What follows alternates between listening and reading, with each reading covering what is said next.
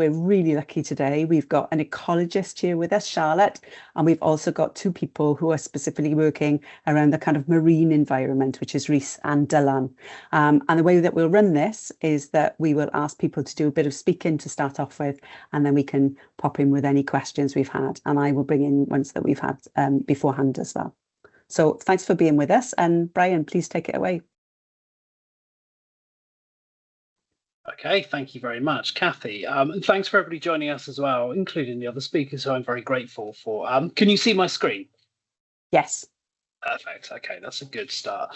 So, as Kathy said, my name's Brian, and I'm currently the Education and Careers Manager at the ridiculously long titled Chartered Institute of Ecology and Environmental Management, or CIEM for short, which you don't have to worry too much about. We are a professional body that represents people who work in conservation and ecology roles, though not everybody in the sector is a member, and that's fine. But we represent over 9,000 across the UK and Ireland. So our job is to stand up for those people that work in conservation and also for the protection of wildlife as well. So we speak to government about the current legislation changes that are being proposed. But I'm not here to talk to you about a professional body or anything boring like that today. I'm going to talk to you about my career and career perspectives as a countryside ranger. So prior to this job that I have now, I worked as a teacher for Ecology, a land-based college, teaching level 3 in ecology and wildlife conservation. But prior to that, I was a senior ranger of some triple SIs, so sites for special scientific interest. They're sites that have particular importance for nature, and some nature reserves as well. And the biggest one that I ran, you can see behind me in my camera screen here. So I put my educational background on there just because I think it's always good to know the different pathways into any job that you might be interested in. Initially, I did 2 courses in countryside protection, countryside management. So those were very hands-on courses at college. They involved a lot of chainsaw use, a lot of working with livestock, a lot of species identification. So much more time outside than I spent in school. I then went on to do a degree, and I have to say, in all honesty, that in terms of which was most useful for my career as a ranger were the courses at college. The degree wasn't too much use at all, although it was quite a broad one in environmental protection. And some jobs in the sector ask for degrees. Many in rangering actually don't. Around 85% of jobs as countryside ranger at entry level don't require a degree. So there are apprenticeships and courses at college available for those as well. So I just wanted to talk to you a little bit about what being a countryside ranger looks like. And this was the biggest site that I managed. So it's around 160 hectares. So it's around 150 football pitches. So pretty big, quite hilly as well. And it's a headland that jutted out into the sea. So on one side there was seawater, and on the other side there was a freshwater harbour. It attracted around 1 million visitors a year. So somewhat similar to some of the smaller European capital cities, with a budget of £10,000. So if it helps to put it in perspective, a bin on that site would cost me about £800. So I'd have enough for about 10 bins every year. So there's not a great deal of money to spend on protecting nature. So people who work in it are generally very good at looking after the small amount of budget that they have. Okay, so I just want to talk you through what a typical kind of rangering year would look like. So in the winter, most of our wildlife is either hibernating or somewhat inactive. They're certainly not breeding. So it's when we tend to carry out some of our what we call winter works, which is physical management to the site, which involves a whole range of skills. So you can see there's burning on a reed bed. So reed beds used to be used for thatching roofs. We don't thatch a lot of roofs now. So reed beds stop being cut. And the cutting of reed beds really helps strengthen, so the plants come back stronger when they've been cut. So if you're something like a bearded tit or a reed warbler, you'd be able to build a nest around a reed that's been cut fairly often. So in nature, we do still cut and burn some things, and especially in the UK, most of our habitats are generally used to people being involved in looking after them. So that was a burning of a reed bed. In the middle picture here, you can see a shallow pool. So that's been dug, especially for wading birds to use. It's pretty shallow. So it's for the ones with longer beaks that can dip their beak into the mud and get some worms and other insects out of there as well. Here we are looking after some sheep. This was during the Beast from the East, which is a couple of years ago now, but this was, I had to stay overnight on site to look after the sheep.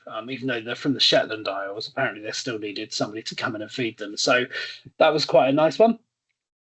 In the spring months, the work, especially in the early spring, the work tends to change a little bit. So with everything with wildlife, we want to make sure it's a bit like looking after people in a shop, that you'd ask them if they had a good journey through the shop and they'd found everything they wanted to.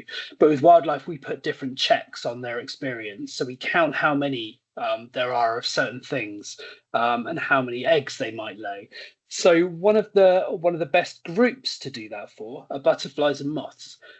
They're often called the canaries in the coal mine because they often respond a lot quicker to changes in the environment than others. So if you were to have a pollution event, if you were to change the habitat by cutting bushes down, for example, butterflies and moths would respond a lot quicker. So their populations could dip or go up very quickly depending on what you did to it. So this is a rather beautiful butterfly called a clouded yellow. My site was the only one that they've ever overwintered on in the UK. So most of our butterflies obviously breed here, and then we have a few that come in from other continents. And this one travelled in, and it's the only time it has ever spent over the winter on a site in the UK. So to count butterflies, we literally walk on a route through the site and we count those that we see 5 meters left, right, and in front of us, and we mark those down. And that was one of my favorite jobs. Imagine being paid to walk around a nature reserve and count butterflies, literally, and it's scientific as well. Moths obviously come out at night, so we have a different way of counting them. So we put lights up and they can see a broader spectrum than we can with our eyes. So we often use bulbs that are really bright. This is an LED bulb, but they have mercury vapor ones as well, which are now too dangerous to make. But they're so bright, if you look at them for too long and then look away, you can't see anything for a few minutes. Interesting thing about moths is that people think they're a bit brown and boring. So on the site that I ran, we had 26 species of butterfly, which I thought was all right, and many of them were very beautiful. But we had over 800 species of moth. Many of them were far more beautiful than the butterflies that were there. Very small to very big ones, ones that fill the size of your palm, and others that you'd need a microscope to see if they were one species or another. You've seen by the sheep photo that we looked after livestock. So I had the biggest breeding herd of Shetland cattle anywhere off of the Shetland Islands. They're a really cool species of cow that we've stopped using really because they're much smaller than European breeds. So farmers in this country decided they were going to use bigger European breeds because they contained more meat or more milk. So these ancient breeds that we have, and Shetland cows are only two changes away from very old cows that existed naturally. This one was an orphan calf. Its mum died during birth, so we had to look after it. We had to hand feed it every day for about 3 weeks, and it became like a pet cow. And it now wanders around the site chasing after anybody that it knows because it thinks it's going to get fed as well. The summer, slightly different.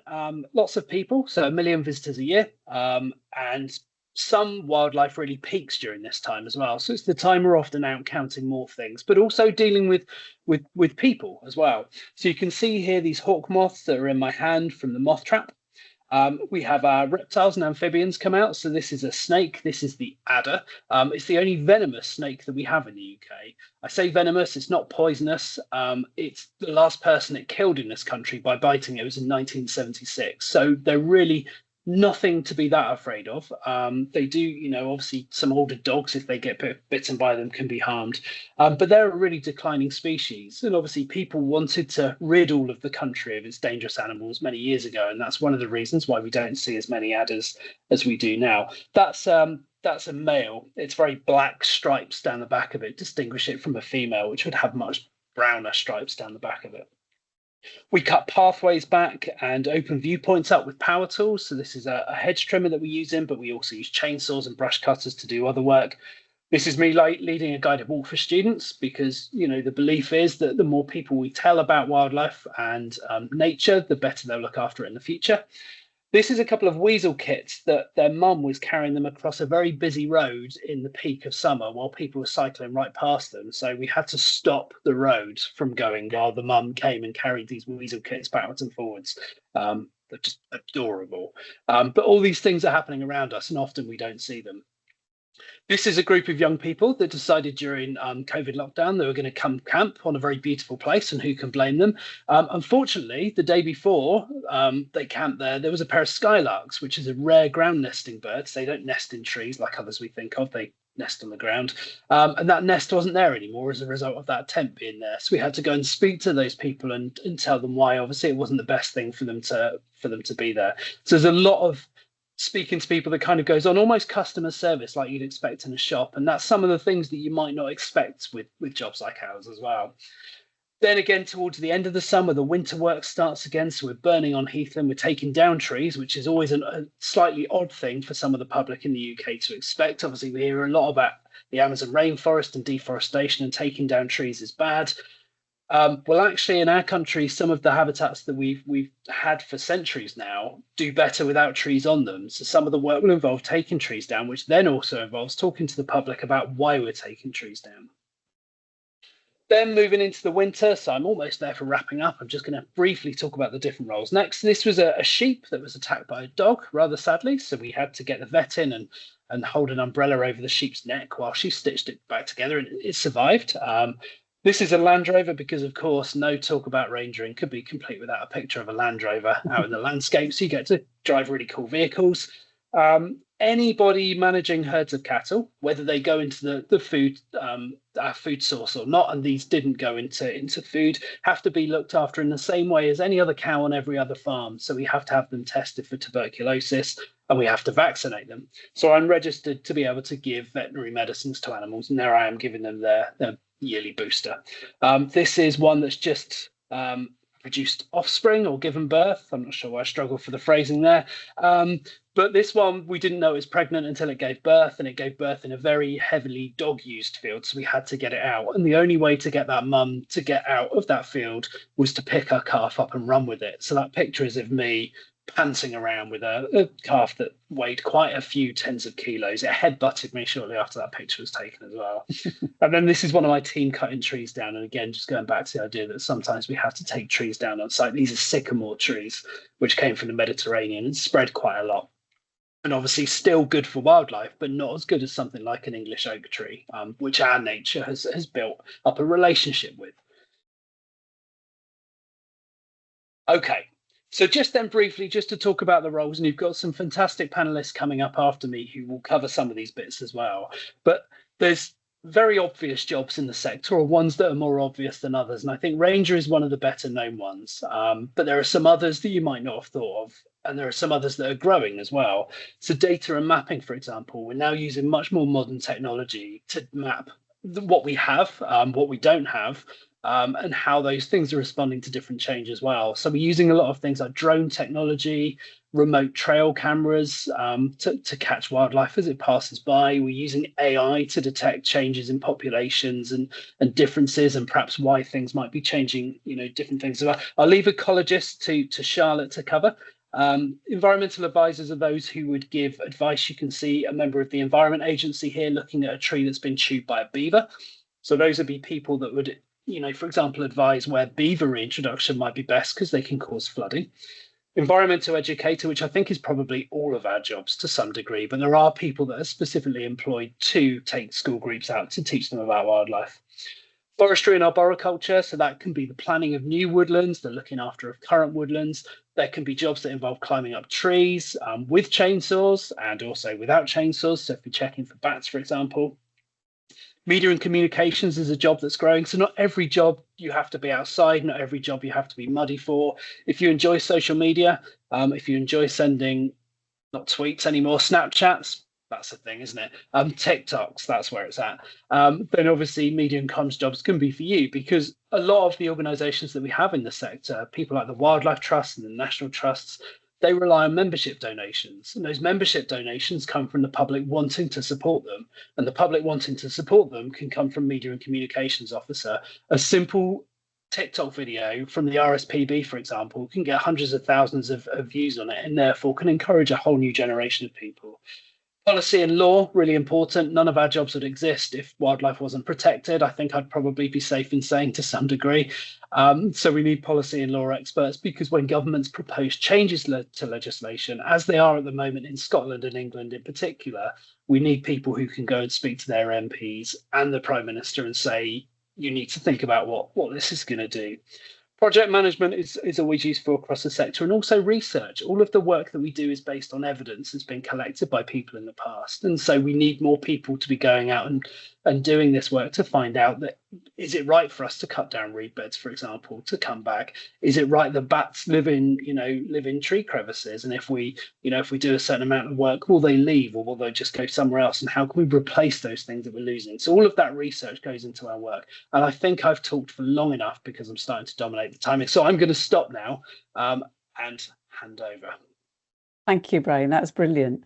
You definitely picked up on Vanessa's question. She was saying, what hands-on careers are there in ecology? And you've shown the kind of real range of it. One of the things I was pegging here, and maybe Charlotte pick it up, is somebody from Eleanor was asking, what's the difference between wildlife biology and ecology? But as I say, maybe we can leave that till afterwards. Right, shall we welcome Charlotte? Thank you very much. Hi, Charlotte. Hiya, thank you very much for having me. Thank you.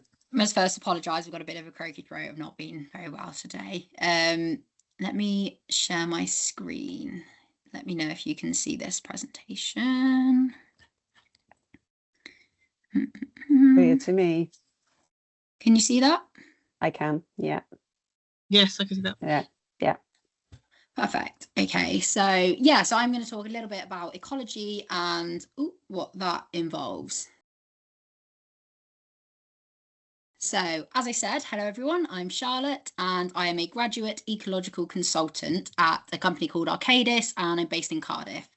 So I've been in the industry for just over a year now, having graduated from university in 2024.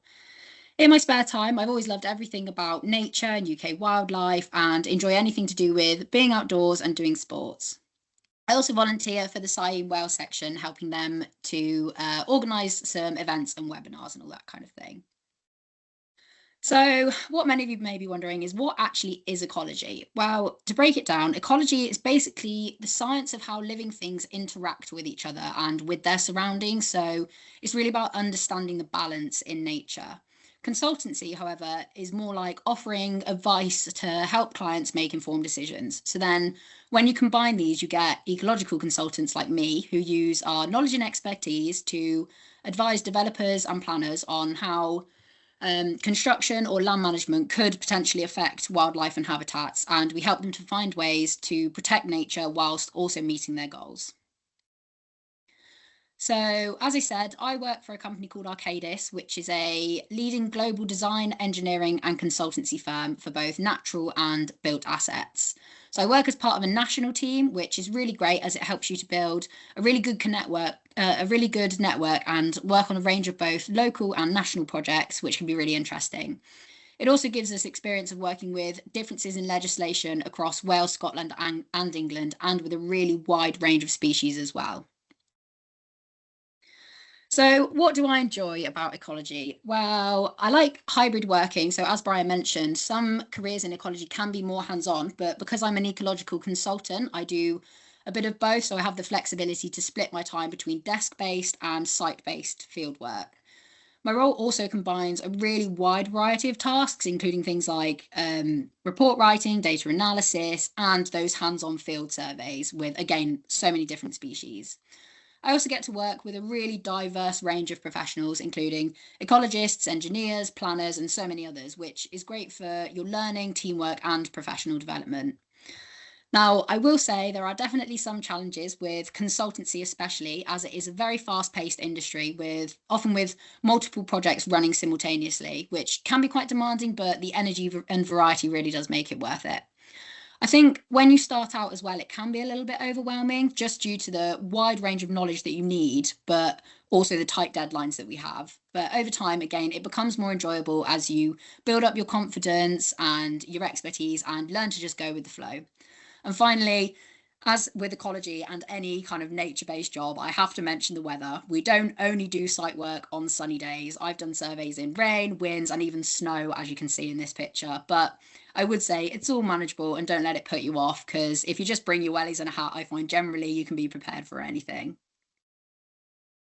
So just going to talk a little bit about my journey, how I ended up into ecology. I would say my route into ecology wasn't exactly straightforward. It was definitely more of a wiggly path. So at school, I picked history, maths, and physics for my A levels, which is, to be honest, not what most ecologists would choose. I got into university to do civil engineering originally, but realised I was more interested in the environment. So I switched course a couple of times and finally landed on environmental geography. I then graduated, did a summer placement as a field ecologist, and then went back to university to do a postgraduate master's in ecology and conservation, which was really good because it gave me some real hands-on experience through our fieldwork and training modules. Then finally graduated again and started my current role as a graduate ecologist at Arcadis, which brings us to now. I think this just goes to show that there's no set route that you need to follow, and everyone's path is different, and having a pretty wiggly one is okay as well. So speaking of pathways, there are many, many ways you can get into ecology. So some people enter the field with just a bachelor's or undergraduate degree, or like me, you can go on and do that master's or postgraduate course.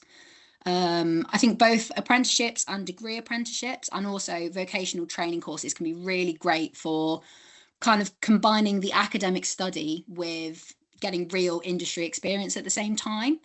Other routes, some people start as a seasonal field surveyor in a part-time role and then gradually move into full-time consultancy, or they begin in kind of smaller ecological firms before joining larger consultancies like Arcadis.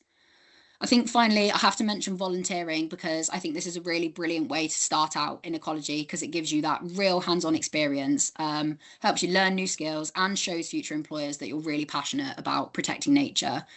I think this type of self-learning is really important, because you can have a non-typical ecology background, but if you go and develop the right skill set, like going out with an ID book or with groups that are really good at that particular species or habitat, then you can really enhance and expand your potential job opportunities.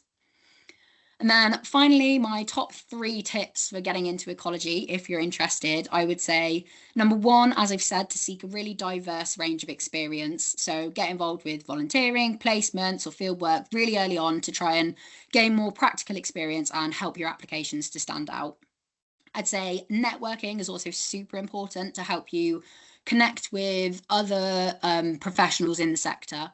There's loads of ways to do this, things like attending conferences, joining societies like SAIM, or, as I said, volunteering with local species groups.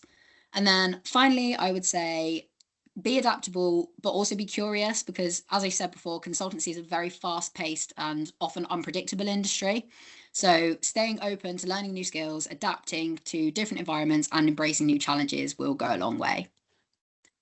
So yeah, that's pretty much it from me. I've popped a couple of QR codes on the screen. One will take you to the Arcadis page, which has just got some of our graduate roles and internships, more information there. And then the other one is Green Jobs for Nature, which I'm sure Brian has lots of links to as well. There's loads of great information on the Green Jobs for Nature website, again, about all kinds of different environmental and nature-based careers. And then finally, my email is just at the bottom. If anyone does have any questions afterwards, feel free to drop me a line. I'm always more than happy to chat. But yeah, that's me. Charlotte, that's absolutely brilliant. Thank you so much indeed. I think there's one person on the call. If I wonder whether he wants to put a hand up, because I think he was very interested in this idea about, what you have to study, and was there a set way of studying? So I'm just going to pause and see if that person wants to come in on that. No worries. They may not. You may have answered their question.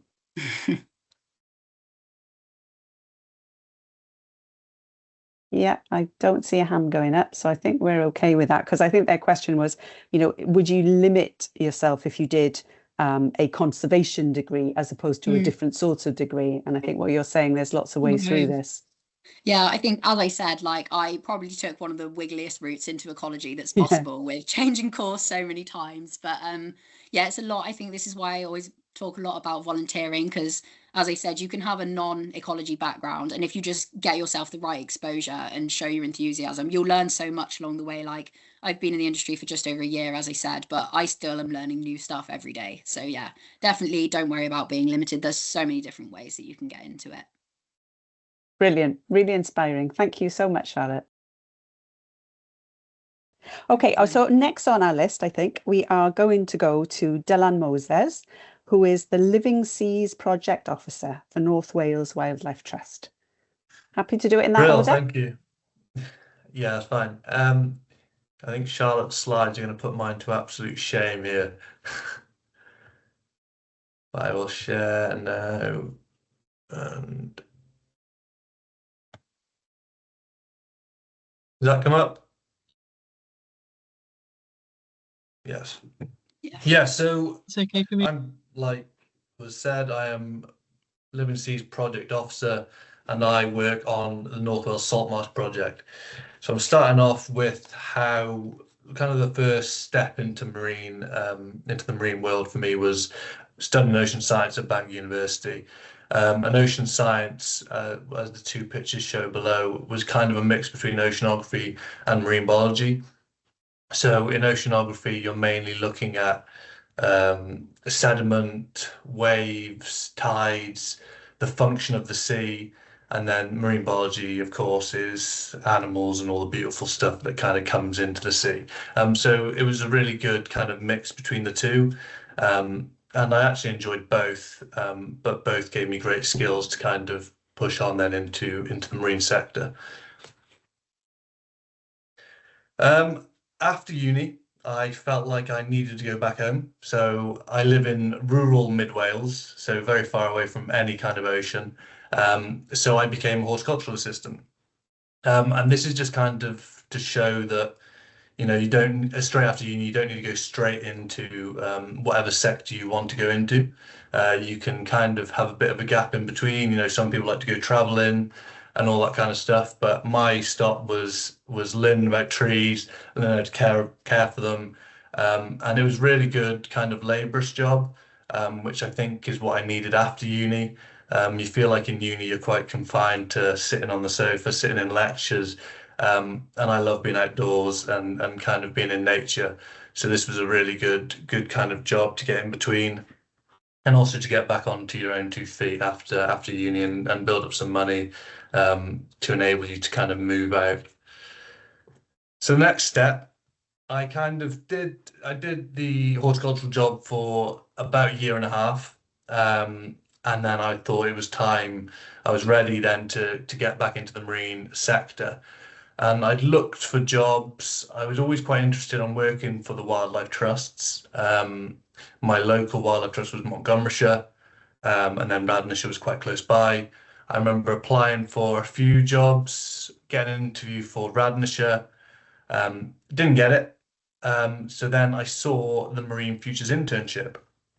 And this is an internship, a funded internship for 6 months, and you work for 4 different partners. The first is the Crown Estate, so they kind of run and fund it, and then you're hosted by the North Wales Wildlife Trust, and then you also work with other partners. So Morlice is a renewable energy, so tidal energy in Anglesey, and MSpark is kind of a science park working in the kind of energy sector.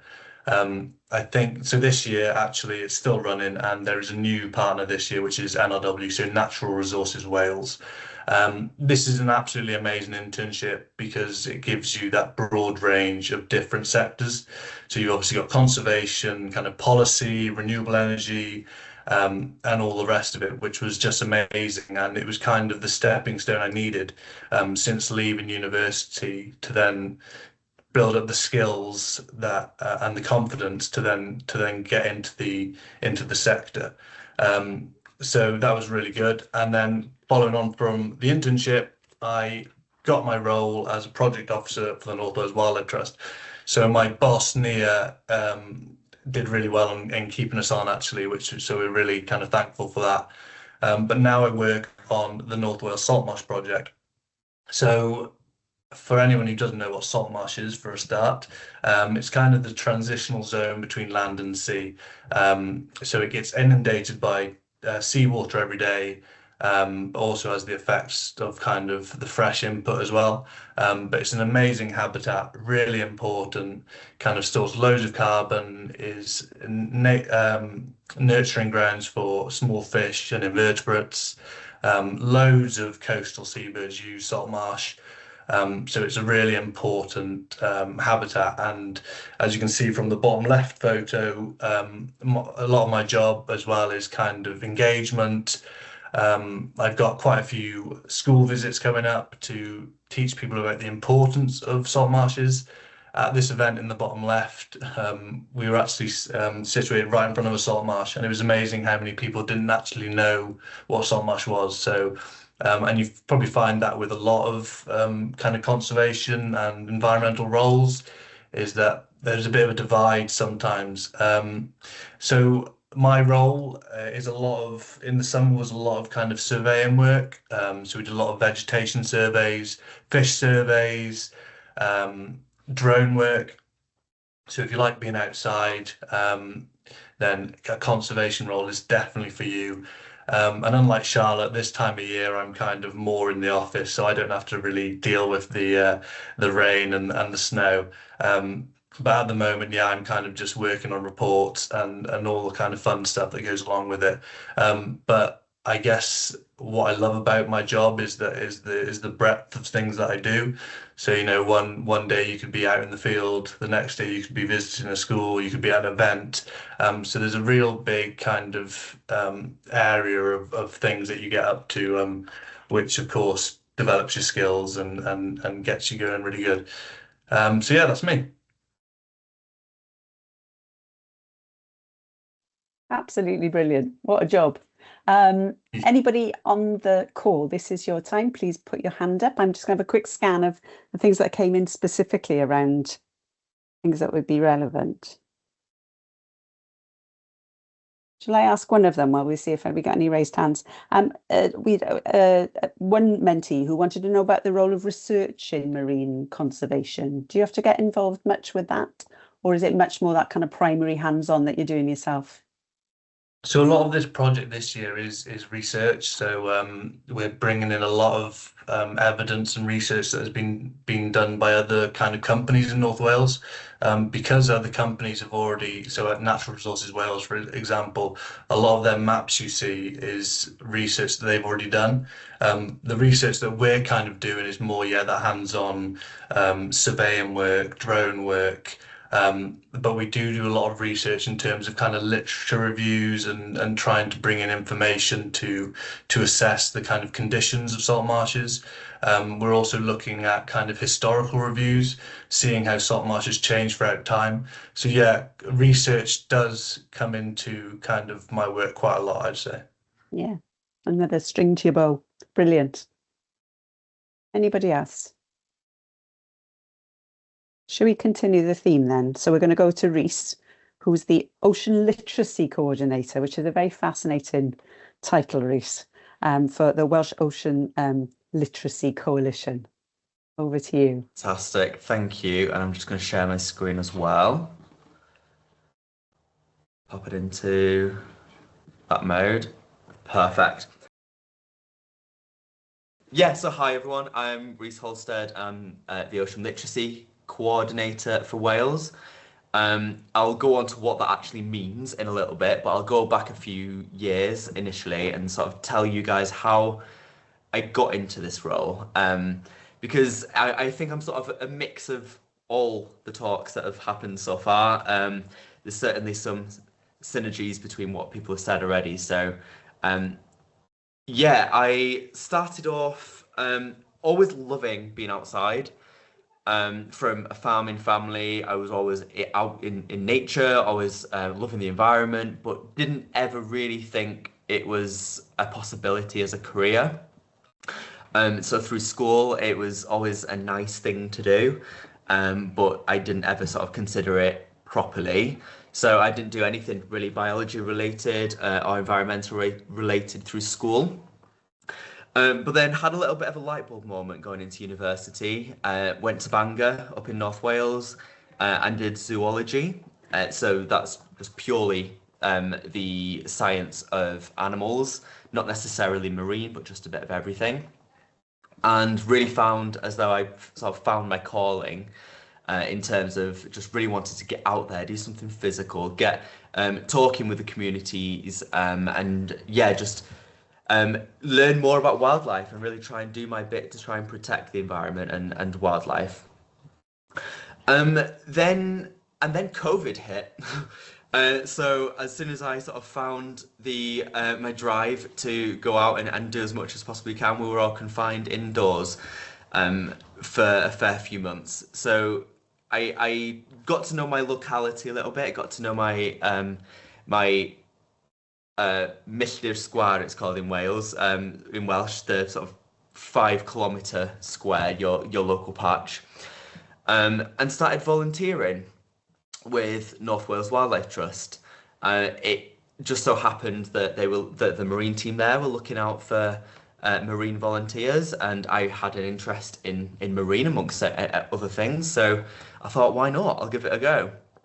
And it was the best decision I've ever made. It sort of set me up to everything that's come since.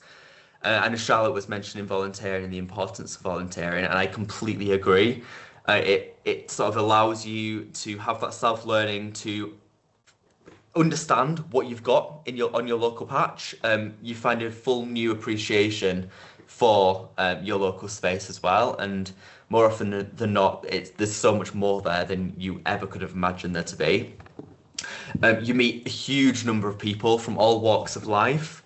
It really sort of boosted my confidence in marine environmental knowledge, but then also just being able to talk to anyone and everyone. You meet some really great friends. You end up in front of the camera sometimes in situations where you never really thought you would be. But then, yeah, just really get to explore specific local areas and gain so much confidence and knowledge. And then after volunteering for a little while, I got a role with the Living Seas team within North Wales Wildlife Trust as engagement officer. And that was, again, just fantastic to gain so many new skills, talk with so many people. And as engagement officer, a big part of my role was to go out to communities, to schools, and to different groups and teach them about marine in general across North Wales. Something that just a year or two ago before, I never thought I would be able to do. From just sort of becoming used to my own bubble to then all of a sudden taking out and leading group sessions out in the water, whether it be through snorkeling, or seagrass seed collecting, or going to schools giving talks, just sort of that public facing skill which I didn't really have before. And that's, yeah, something that I couldn't recommend highly enough. If there's anything that you feel as though you haven't necessarily got that skill in or that confidence in, try to not shy away from it. It honestly, as scary as it is to sort of jump into it head first, sometimes that is completely the best way to do it. And yeah, that absolutely was like the public speaking thing for me. And just being able to sort of have the confidence in yourself that you actually do know what you're talking about, and you are able to chat with a range of diverse people. And sort of moving on to where I am now, I was in the engagement role for a couple of years, and now still hosted within North Wales Wildlife Trust. So the top picture there is myself and Dylan walking out into the sea on Pen Llyn in North Wales. But now very much on a sort of coordinator network level. So I work on behalf of the Welsh Ocean Literacy Coalition, which is a network of about 50 partners from across Wales. And it's really given me the opportunity to sort of take a step back and sort of see the behind the scenes as well. So although I am a lot more desk-based now, I feel as though I have been able to sort of learn a lot more about the wider marine sector. So I work with Welsh Government through and work with the Deputy First Minister on the picture here in terms of the ocean literacy work. But then also work with a whole range of maritime sector jobs. So whether it be through fishers and the fishing sector or renewable energy, like through the partners that Dylan mentioned there, Model Ice and MSPARC. A whole range of community groups, education, arts, music, all of it can definitely relate to marine environmental, and that's something that I particularly love about this job, and certainly wasn't something that I realised was an option before getting into this bubble, really. So yeah, I think my top tips, very similar to what Charlotte said, was is to volunteer if you possibly can, or at least try and gain that experience some way. Make your contacts, upskill yourself, bump up your CV, and really try and get yourself seen, I think. Make the contacts, as I say, whether it be through volunteering or jobs elsewhere. There's certainly transferable skills that you can get from doing certain roles if it isn't necessarily where you see your entire career going. But yeah, just be very open-minded to what there is out there, because there are so many opportunities in marine and in the environmental sector. So keep your mind open, and I'm sure it'll happen. And that's me, so I'll stop sharing there. That is brilliant, Rhys. Thank you very much. I think one of the things, and Sarah will agree here, young people worry about is that they've got to make exactly the right choice at every stage. And I think one of the nice things you've said is actually you can always fill in a gap, or actually you don't need to start with your skills perfect. Actually, you might grow them doing the job. I think that's a very nice message for people. Right. Is there anybody on the call who would like to ask any of the panel a question? Aha, yes, there is.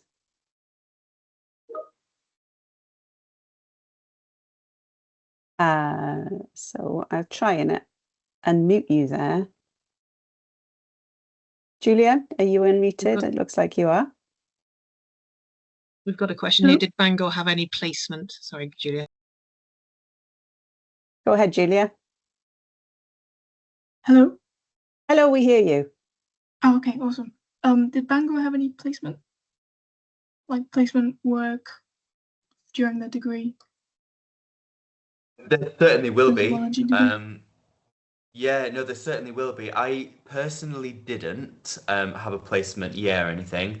But yeah, within North Wales Wildlife Trust as well, we do accept reserve, so inland, and sometimes marine work placements. So whether that be a full year out of uni, so you get that experience working on the ground with organisations locally, or whether that be a shorter sort of summer placement or a 6-month placement. We've done remote placements before. But yeah, there are a huge amount of opportunities, and as Dylan was mentioning there, the Marine Futures internship is paid, so there are paid opportunities too. So yeah, from paid opportunities to volunteering and work placements, there tends to be quite a lot out there once you're able to once you look, really. Excellent. We've got another one. Gorwel. Tishman, cymryd dy hun off mute. I think you can hear me. I don't know. Yeah, got you. I've been a bit concerned about, like, do you get consistent work when you work in this sort of field? Because I've heard a lot, like, you know, some people tend to be like out of work for quite a bit of time. Is it consistent on that?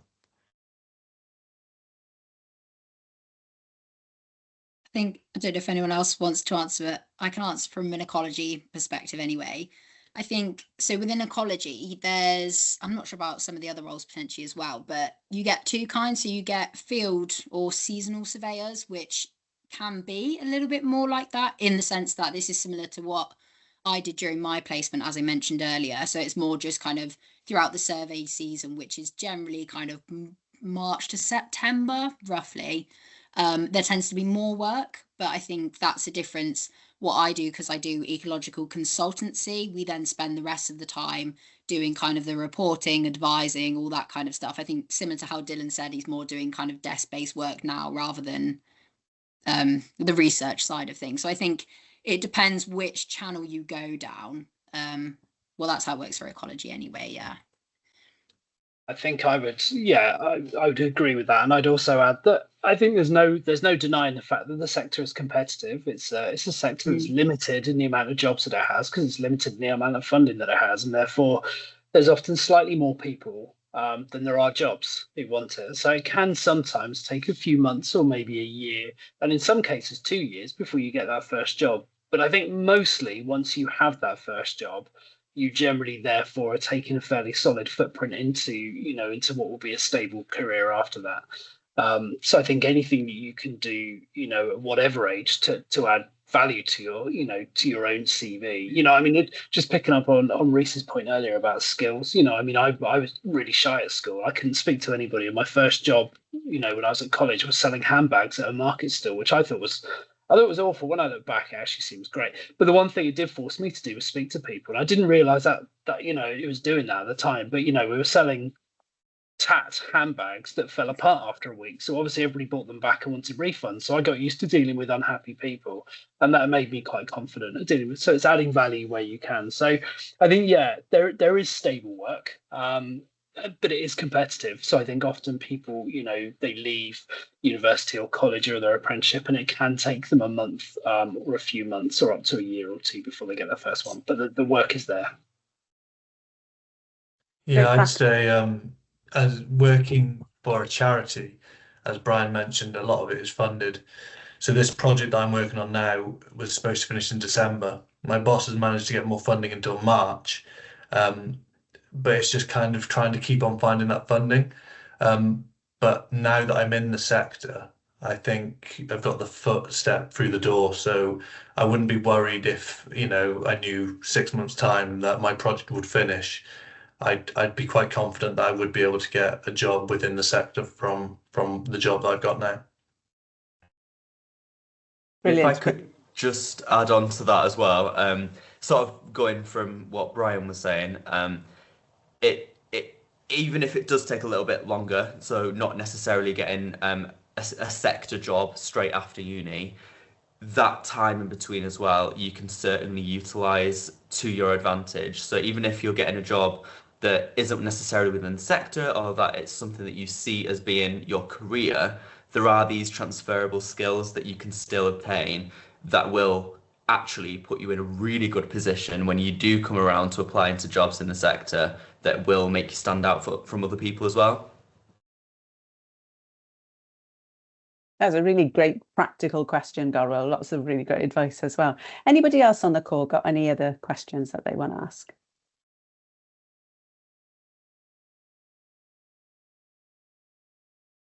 Yeah, we got another one. Just one more thing. Yes. What's the worst part of ecology, would you say? That's a good question. I think I would say when I started out, as I mentioned, it is a very fast-paced industry, and I think things are always changing, and often because with ecology you're working a lot with clients and different projects, I think it's that kind of dynamic of you need to be able to adapt and change things when the situation or the objective you're given changes well. So I think trying to keep up with the pace initially, as I said, because often you've got multiple projects running at the same time. I think once you've settled into that, it gets a lot easier. But initially, I'd say that was probably the hardest part for me, was learning to kind of balance time management. I'd say is definitely an essential skill to work in ecology.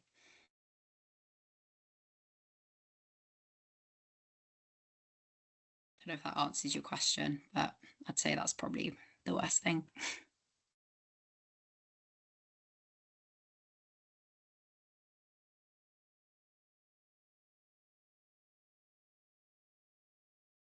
Well, if that's the worst thing, then that's very positive, isn't it? I would have thought, because that's the sort of thing we all get better at with time as well in our jobs. So Exactly. again, it's that idea that skills that build with you. Right, I'm very conscious of time. I'm conscious that some people have come to this straight after work. with sore throats and other things. I'm sure full days, and certainly the young people on the call, I know them the first couple of days back in after half term. So thanks for calling in. On behalf of the Mullany Fund, this was really interesting, and as I say, I think will be of very great interest to mentees who are actually coming onto our cohorts, not just this year's cohort. So really, really grateful for your time and for explaining your jobs and your pathways in such kind of optimistic ways as well. That, you know, really nice for people to know, yeah, that's really achievable for me if people follow their interests, I guess.